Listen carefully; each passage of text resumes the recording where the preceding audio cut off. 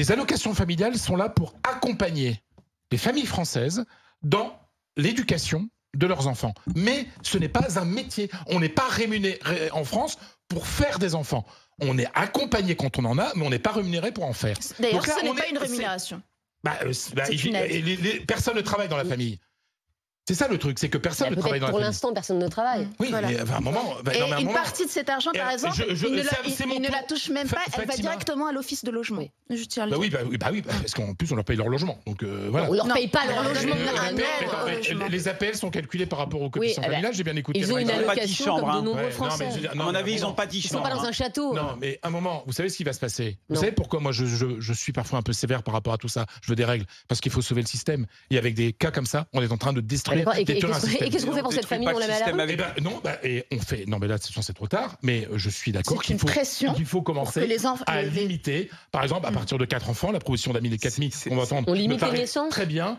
Mais on limite pas. Non, mais dis-le, tu veux qu'avoir une famille nombreuse soit un droit de riche. Voilà. C'est pas une question de droit. Je veux simplement pas payer pour les autres. C'est tout. À un moment, si tu fais des enfants, tu les assumes. Non, mais. Enfin, je veux dire, à un moment, et là, en plus, ils ne travaillent pas.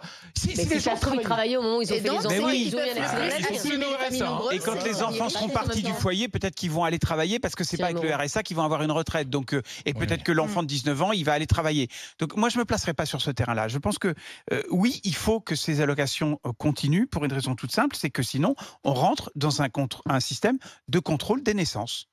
C'est-à-dire qu'on interdit aux gens d'avoir des familles nombreuses sur la base de la classe sociale.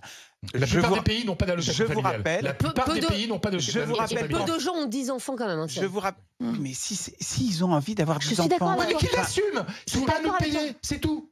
Tous les soirs, il y a une émission sur TF1 qui s'appelle Famille nombreuse XXL, où on voit des gens qui ont 8, 10 enfants. Moi, je suis admiratif, je serais incapable d'avoir 10 enfants. J'en ai 2 et déjà, je trouve que c'est très compliqué, même s'ils sont grands. Donc, ça ne me pose aucun problème qu'on aide, parce qu'encore une fois, quand tu ramènes à chaque enfant, ça fait une somme qui n'est pas exorbitante. Ils ne vivent pas dans un château où ils ont 10 pièces. On est là pour les accompagner et pas pour leur verser un salaire.